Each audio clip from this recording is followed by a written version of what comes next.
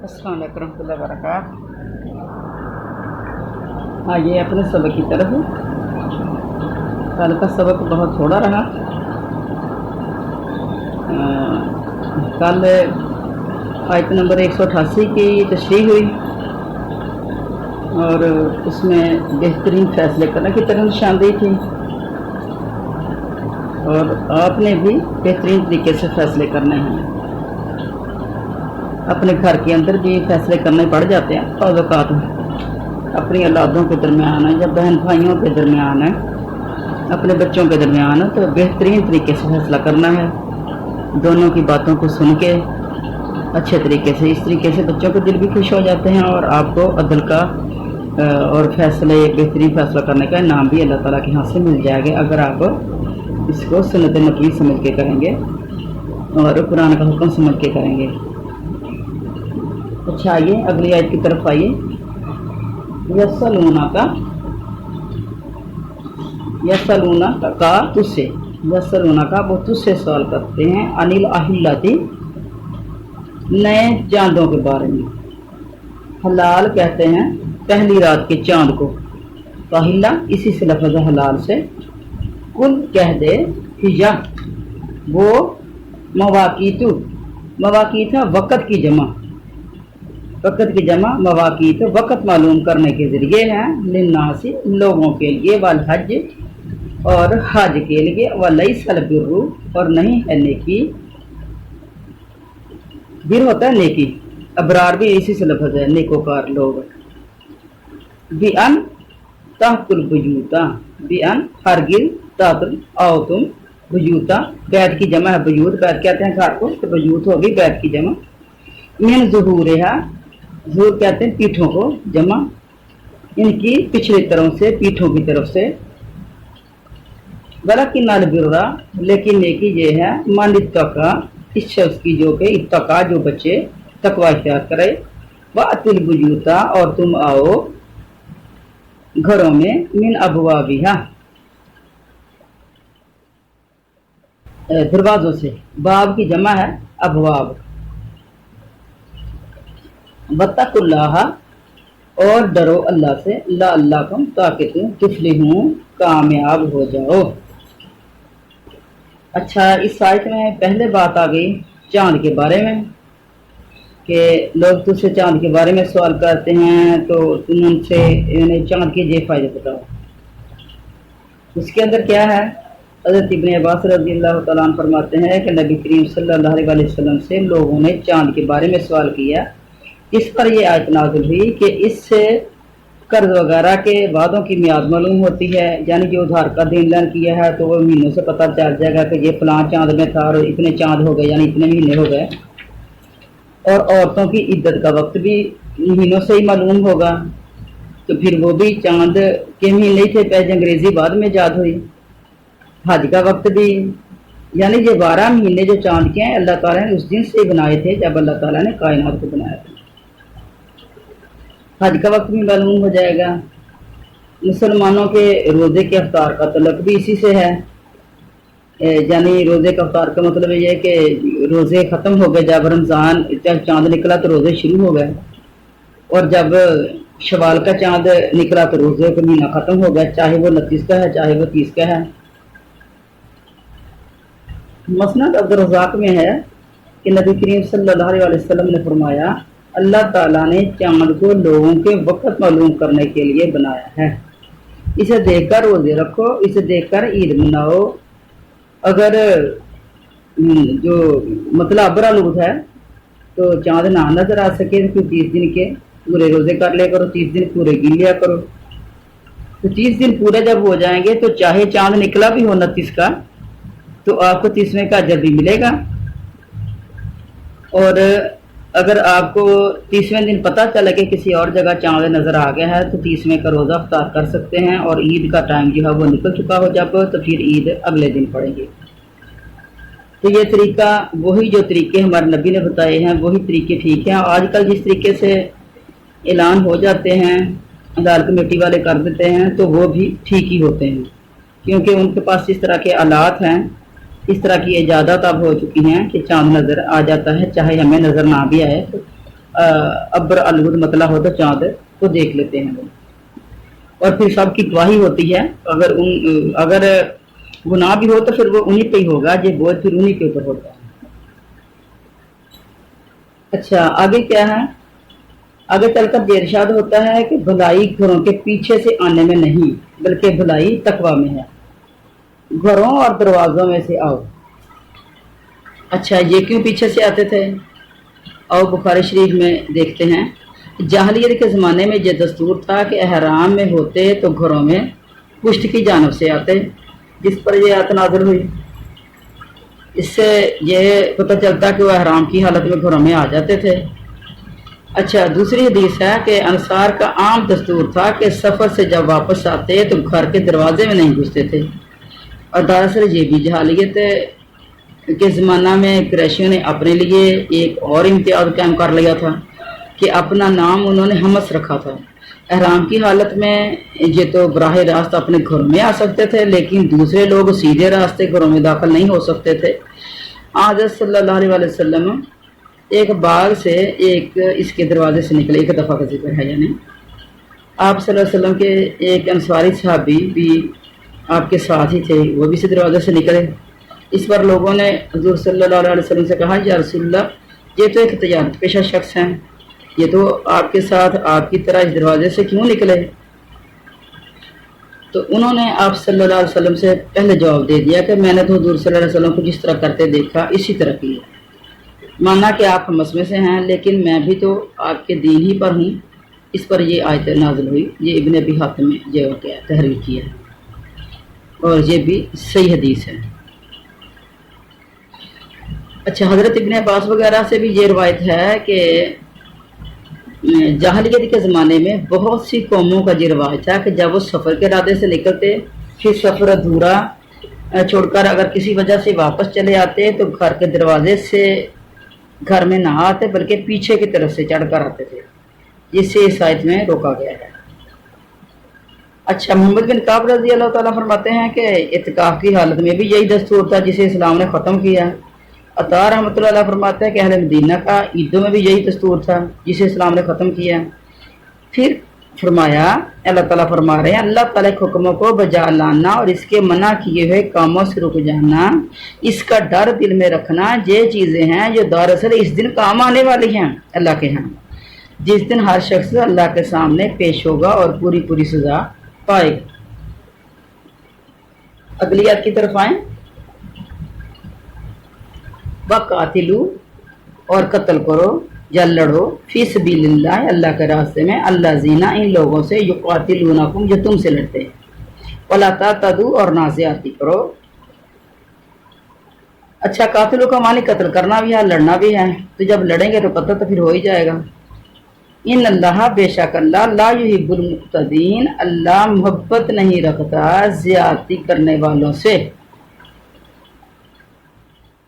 اچھا یہ قاتلو لڑو، اور آپ کو پتا ہے کہ جب فعل کے اوپر پیش آ جائے تو وہ فعل امر ہو جاتا ہے، تو لڑو اللہ کے راستے میں۔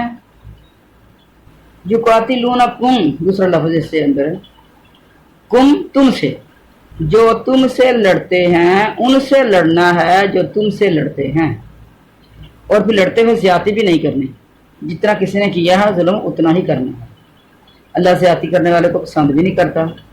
اچھا اس کے اندر اب زیادتی کے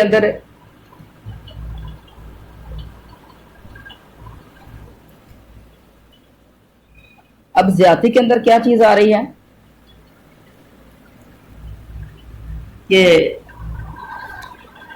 اچھا آگے دیکھتے ہیں، آگے اس کی تفصیل ہوگی۔ وَقْتُلُوهُمْ اور تم قتل کرو، ہم ان کو، کم تم سے اور ہم ان کے لیے لفظ استعمال ہوتا ہے۔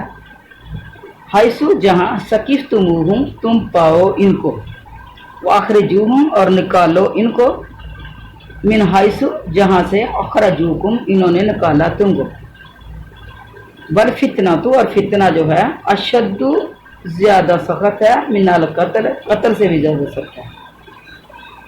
ولا تقاتلوہم اور نہ لڑو تم ان سے، عند المسجد الحرام مسجد حرام کے پاس، یعنی وہ بیت اللہ والی مسجد ہے وہ، حتیٰ یہاں تک کہ یقاتلوکم وہ لڑے تم سے فیہ اس میں، یعنی اگر وہ لڑیں وہاں مسجد حرام میں لڑے پھر آپ ان سے لڑے.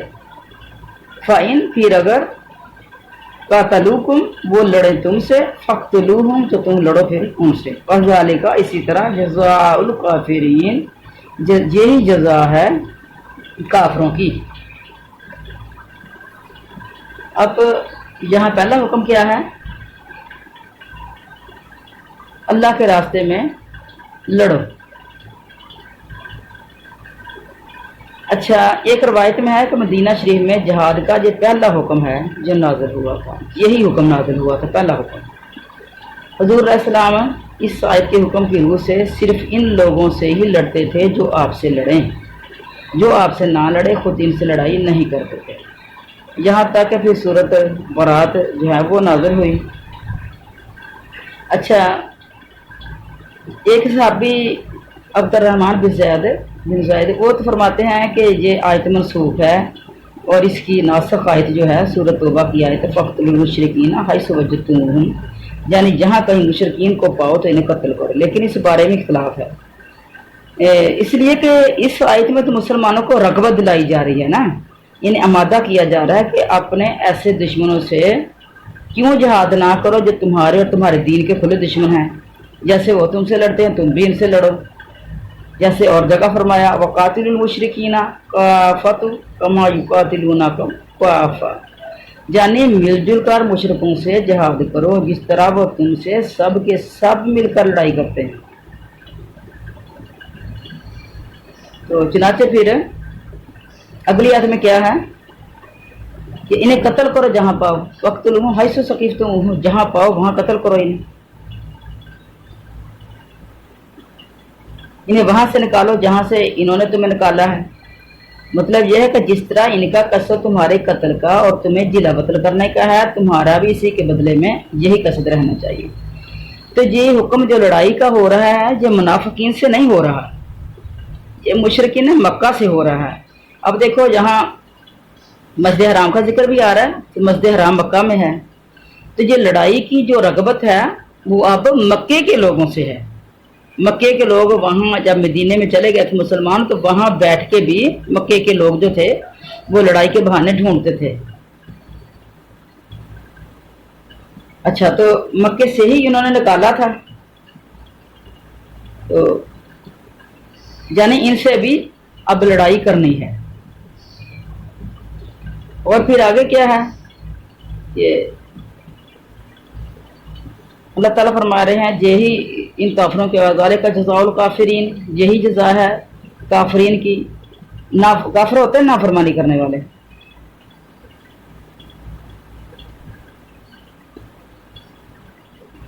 اچھا، والفتنہ کو اشد من القتل، کیونکہ یہ لوگ فتنے پھیلانے والے ہیں. تو فتنے پھیلانے والے جو ہوتے ہیں یہ قتل سے بھی زیادہ سخت ہے. فتنہ قتل سے بھی زیادہ سخت ہے. سازشیں کسی کے خلاف کرتے رہنا، ہر وقت اس کی تکلیف کی ٹو میں رہنا اور ہر وقت اس کو جلاتے بناتے رہنا، تو یہ فتنہ قتل سے بھی زیادہ سخت ہے. اچھا، یہ آیت کو ہم جہاں سنتے ہیں نا وہیں چھوڑ دیتے ہیں. ہم کہتے ہیں کہ وہ تو کافروں کے بارے میں اتری تھی تو وہ ایسے تھا. ہاں ٹھیک ہے، وہ بھی ٹھیک ہے، لیکن ہمارے معاشرے کے اندر کیا ہے، ہمارے آج جو نام نہاد مسلمان ہیں ان کے گھروں کے اندر کیا ہے. گھر کے اندر چھوٹی چھوٹی سرد جنگیں ہوتی رہتی. کتنے ہی خواتین کہتی ہیں کہ کوئی لڑائی نہیں گھر میں، کوئی ایک دوسرے کے منہ پہ بات نہیں ہو رہی، کوئی منہ پہ لڑائی نہیں ہو رہی، لیکن اندر ہی اندر سب ایک دوسرے سے بھرے ہوئے ہیں. تو وہ گھر کا کوئی فرد ہے وہ سب کے دوسرے کے خلاف کرتا رہتا ہے. وہ چھوٹی سرد جنگ چلتی رہتی ہے اور تنگی تکلیف گھر کے اندر دی جا رہی ہے. کھانے میں بھی، پینے میں، پہننے بھی، کام کرنے میں بھی چھوٹی اور منہ پہ کچھ اور اندر کچھ پکتا رہتا ہے. اور تو پھر یہ سرد جنگ پھر وہ گرم جنگ کی شکل اختیار کر لیتی ہے. تو یہاں کیا ہے، یہیں سے ہم اس سب کو سیکھیں. والفتنہ تو اشد من القتل، جو فتنے فساد ہوتے ہیں یہ قتل سے بھی زیادہ سخت ہوتے ہیں. اچھا، پھر ہمارے اللہ تعالیٰ ولا تعتدوا، کہ تم نے حد سے بھی نہیں بڑھنا. پھر ان اللہ لا یحب المعتدین، اللہ پھر حد سے بڑھنے والوں کو پسند بھی نہیں کرتا۔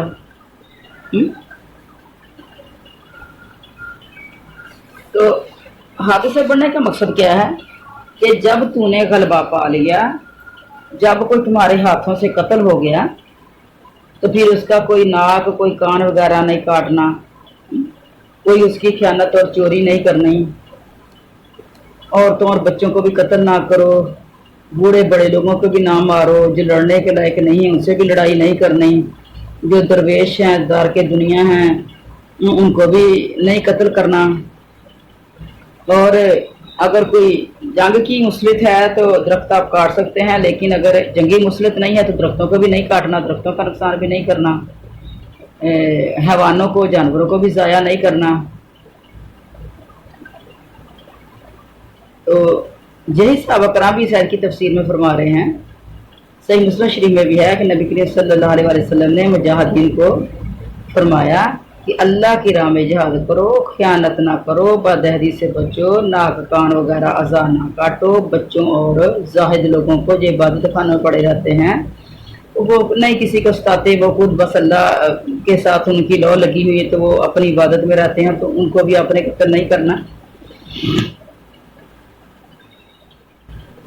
اور ایک اور روایت میں بھی ہے کہ آپ نے فرمایا اللہ کا نام لے کر نکلو، اللہ کی راہ میں جہاد کرو، کفار سے لڑو، ظلم زیادتی نہ کرو، دھوکہ بازی بھی نہیں کرنا، جنگ کے دوران دھوکہ بازی بھی نہیں کرنا، دشمن کے عذاب بھی نہیں کاٹنے۔ اچھا، بخاری مسلم میں ایک حدیث ہے کہ ایک مرتبہ نا ایک غزوہ میں ایک عورت قتل کی ہوئی پائی گئی، تو نبی کریم علیہ السلام نے اسے بہت برا جانا اور عورتوں اور بچوں کے قتل کو منع فرما دیا، کیونکہ یہ کمزور لوگ ہیں تو ان کے اوپر نہیں وار کرنا، وار اس کے اوپر کرنا ہے جو برابر کا ہو اور جو لڑ رہا ہے۔ اچھا، مسند احمد حضور صلی اللہ علیہ وسلم نے ایک مثال دے کر فرمایا کہ کچھ لوگ کمزور اور مسکین تھے اور ان پر زور آور مالدار دشمن چڑھ آیا، اللہ تعالیٰ نے ان ضعیفوں کی مدد کی اور ان طاقتوروں پر انہیں غالب کر دیا۔ اب ان لوگوں نے ان پر ظلم زیادتی شروع کر دی، جس کے باعث اللہ تعالیٰ ان پر قیامت تک کے لیے ناراض ہو گئے۔ اس حدیث کے اسناد ٹھیک ہیں، صحیح ہیں، مطلب یہ ہے کہ جب کمزور قوم غالب آ گئی تو انہوں نے ظلم زیادتی شروع کر دی، فرمانے باری تعالیٰ کا کوئی لحاظ نہ کیا، اس کے باعث پروردگار عالم ان پر ناراض ہو گیا۔ اس بارے میں حدیث اور آثار جو ہیں وہ اور بھی کئی جگہ پر کثرت ملتے ہیں، جس سے صاف ظاہر ہے کہ ظلم اور زیادتی کو اللہ تعالیٰ ناپسند فرماتے ہیں، اور ایسے لوگوں سے بھی اللہ تعالیٰ ناخوش رہتے ہیں جو ظلم زیادتی کو پسند کرتے ہیں۔ چونکہ جہاد کے حکام میں بظاہر قتل و خون ہوتا ہے، اس لیے یہ بھی فرما دیا کہ ادھر اگر قتل و خون ہے تو ادھر اللہ کے ساتھ شرک و کفر بھی ہے، اور مالک کی اس راہ سے ایک مخلوق کو روکنا بھی ہے، اور یہ فتنہ قتل سے بہت زیادہ سخت ہے۔ اور ٹھیک ہے، اللہ تعالیٰ فرما رہے ہیں کہ بیت اللہ میں ان سے لڑائی نہ کرو، کہ یہ شہر حرمت والا ہے، آسمان و زمین کی پیدائش کے زمانے سے لے کر قیامت تک باحرمت ہی ہے۔ صرف تھوڑے سے وقت کے لیے اللہ تعالیٰ نے نبی کریم صلی اللہ علیہ وسلم کو ان کے لیے حلال کر دیا تھا، لیکن وہ آج اس وقت بھی حرمت والا ہے، اور قیامت تک اس کا یہ احترام اور بزرگی باقی رہے گی۔ ہمارے نبی نے فرمایا اس کے درخت نہ کاٹے جائیں، اس کے کانٹے نہ کھڑے جائیں، اگر کوئی شخص اس میں لڑائی کو جائز کہے اور میری جنگ کو دلیل میں لائے تو تم کہہ دینا کہ اللہ تعالیٰ نے صرف اپنے رسول اللہ صلی اللہ علیہ وسلم کو تھوڑے سے وقت کے لیے اجازت دی تھی، لیکن تمہیں کوئی اجازت نہیں۔ آپ صلی اللہ علیہ وسلم کے اس فرمان سے مراد فتح مکہ کا دن ہے، جس دن آپ نے مکہ والوں سے جہاد کیا تھا اور مکہ کو فتح کیا تھا۔ چند مشرکین مارے بھی گئے تھے۔ وہ بعض علماء کرام یہ بھی کہتے ہیں کہ مکہ صلح سے فتح ہو گیا تھا، تو یہ تھوڑا بہت یہ اس میں بھی ہے، رحیق مختوم کے مطابق بھی تھوڑی بہت ہی لڑائی، یہ 13 مشرکین کا ذکر رحیق مختوم میں آتا ہے کہ 13 مشرکین مارے گئے تھے۔ میرے خیال میں کچھ مسلمان بھی، کچھ ان کا بھی نقصان ہوا تھا۔ اچھا، تو حضور صلی اللہ علیہ وسلم نے صاف ارشاد فرما دیا تھا کہ جو شخص اپنا دروازہ بند کر لے وہ بھی امن میں ہے، جو مسجد میں چلا جائے وہ بھی امن میں ہے، جو ابو سفیان کے گھر میں چلا جائے وہ بھی امن میں ہے، پھر فرمایا کہ ہاں اگر وہ تم سے جہاں لڑائی شروع کر دیں تو تمہیں اجازت ہے، تم بھی یہیں پھر ان سے لڑیں تاکہ جو ظلم دفاع رفع ہو جائے۔ چنانچہ حضرت صلی اللہ علیہ وسلم نے حدیبیہ والے دن اپنے صحاب سے لڑائی کی بیعت لی۔ جب قریشیوں نے اپنے ساتھیوں سے مل کر یورش کی تھی تب آپ صلی اللہ علیہ وسلم نے درخت کے نیچے اپنے صحاب سے بیعت لی تھی، پھر اللہ تعالیٰ نے اس لڑائی کو رفع دفع کر دیا۔ چنانچہ اس نعمت کا بیان بھی اس آیت میں ہے، واہ والذی کفّ ایدیہم عنکم۔ اچھا اگلی آیت کی طرف چلتے ہیں۔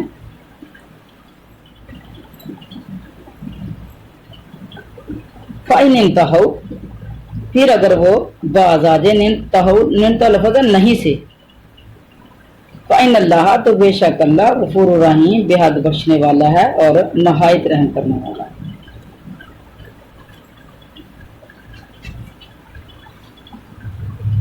کہ اگر یہ کفار حرم میں لڑائی بند کرتے ہیں اور اسے باز آ جائیں اور اسلام قبول کر لیں تو اللہ تعالیٰ ان کے گناہ معاف فرما دے گا۔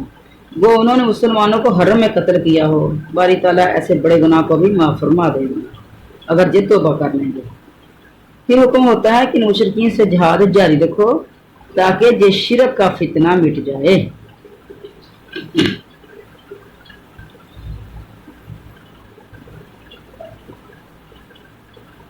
وَقَاتِلُوهُمْ، اور لڑو ان سے، حتیٰ جہاں تک کہ لا تکون، نہ رہے، فتنہ، کوئی فتنہ، وَيَكُونَ الدِّينُ، یکون کانا سے لفظ ہے، ہو جائے دین للہ، اللہ کے لیے۔ فَإِنِ انتہوا، پھر اگر وہ نہیں ہو جائیں، باز آ جائیں، فَلَا عُدْوَانَ، تو نہیں کوئی زیادتی، إِلَّا عَلَى الظَّالِمِينَ، مگر ظالموں پر۔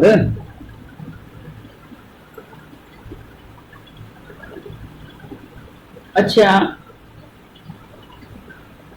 اللہ تعالیٰ کا دین غالب اور بلند ہو جائے اور تمام دین پر ظاہر ہو جائے، یہ اللہ تعالیٰ کا حکم ہے، اس وقت تک ان سے لڑائی کرنی ہے۔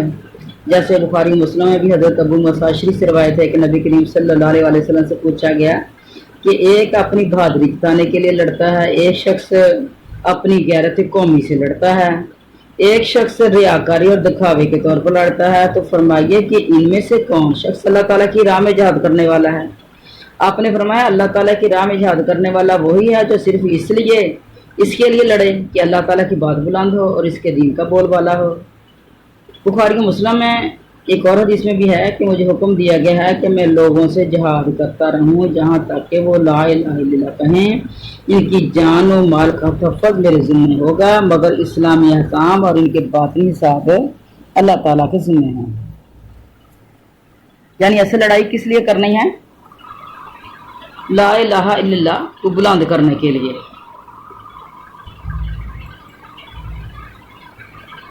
تو آج کے مسلمان اگر لا الہ الا اللہ کے اوپر کاربند نہیں ہیں تو ان سے لڑائی نہیں کرنی، کیونکہ یہ اپنے آپ کو مسلمان کہلاتے ہیں اور بغیر سمجھے اس کلمے کو پڑھتے تو ہیں۔ اچھا پھر اللہ تعالیٰ فرما رہے ہیں کہ یہ اگرچہ یہ کفار شرک و کفر سے اور تمہیں قتل کرنے سے باز آ جائیں تو تم بھی ان سے رک جاؤ، اس کے بعد جو قتال کرے گا وہ ظالم ہوگا، اور ظالموں کو ظلم کا بدلہ دینا پھر ضروری ہے۔ تو یہی ہے کہ جو لڑیں ان سے ہی لڑا جائے، تو اگر وہ ان حرکات سے رک جائیں تو پھر اگر ان کے ساتھ لڑائی کی تو پھر وہ ظلم ہے، اور اگر یہ شرک کریں گے تو پھر بھی ان سے جنگ و جدال ہوگا۔ اچھا یہاں لفظ ہے عدوان، زیادتی، جو کہ زیادتی کے معنی میں آتا ہے، اور وہ زیادتی کے مقابلہ میں زیادتی کے بدلے کے لیے ہے، حقیقتاً وہ زیادتی نہیں ہے۔ اگر کسی نے زیادتی کی ہے تو جب اس سے زیادتی کی ہے تو وہ بدلے میں کی ہے زیادتی ہم نے مسلمانوں نے، جس طرح ایک اور جگہ پہ بھی ہے فَمَنِ اعْتَدَىٰ عَلَيْكُمْ فَاعْتَدُوا عَلَيْهِ بِمِثْلِ مَا اعْتَدَىٰ عَلَيْكُمْ، یعنی تم پر جو زیادتی کرے تم بھی اس پر اس جیسی ہی زیادتی کر لو، مَا اعْتَدَىٰ عَلَيْكُمْ، اس کے اوپر اتنی ہی کر لو جتنی اس نے تمہارے اوپر کی۔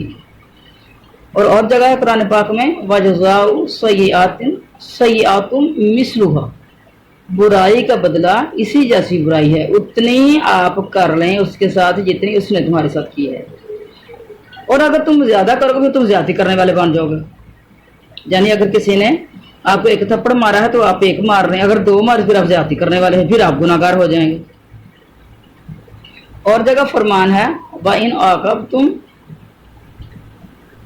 فَعَاقِبُوا بِمِثْلِ مَا عُوقِبْتُمْ بِهِ، یعنی اگر تم سزا اور عذاب کرو تو اسی مثل سزا کرو جو تم کیے گئے ہو، جتنی تمہیں سزا دے گی اتنی ہی کرو۔